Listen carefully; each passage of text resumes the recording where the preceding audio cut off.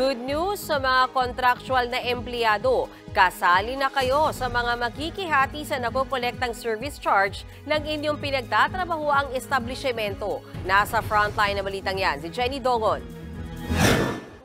5 taon ng room maintenance supervisor sa isang hotel si Carlo. Pero ni minsan, hindi siya nakatanggap ng parte sa nakokolektang service charge mula sa kanilang mga guest. 5,000 hanggang 10,000 pesos kada buwan daw ang service charge na naiipon ng hotel na hindi niya nararamdaman.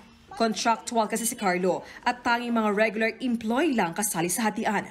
Sa ilalim ng Republic Act 11360 o Service Charge Law, 85% sa kabuuang naipong service charge ng isang establishmento ay paghahatian ng mga regular na empleyado.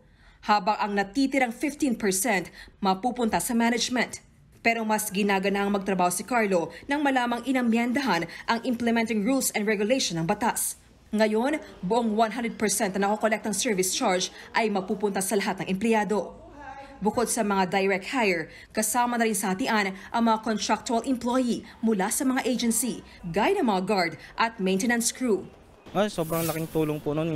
Ngayon pang mas tumataas yung mga bilihin at yung mga gas. Mas maganda para sa amin, mas makakagaan yun sa amin.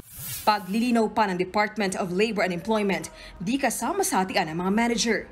Under the classification po ng mga empleyado po sa labor code, ang mga managers po talaga ay hindi maituturing ng mga ordinaryong empleyado, ng mga rank and file employees sapagkat sila po ay representante ng kanilang mga employer.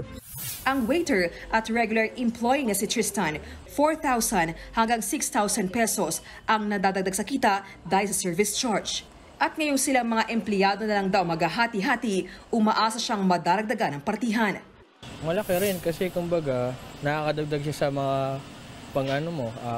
mga panggasto sa tulong ganun. Sa panahon ngayon, marami na nagtataasan ng bilihin. Paalala pa ng DOLE, tuloy-tuloy pa rin dapat ang mga benepisyo ng mga empleyado bukod sa service charge.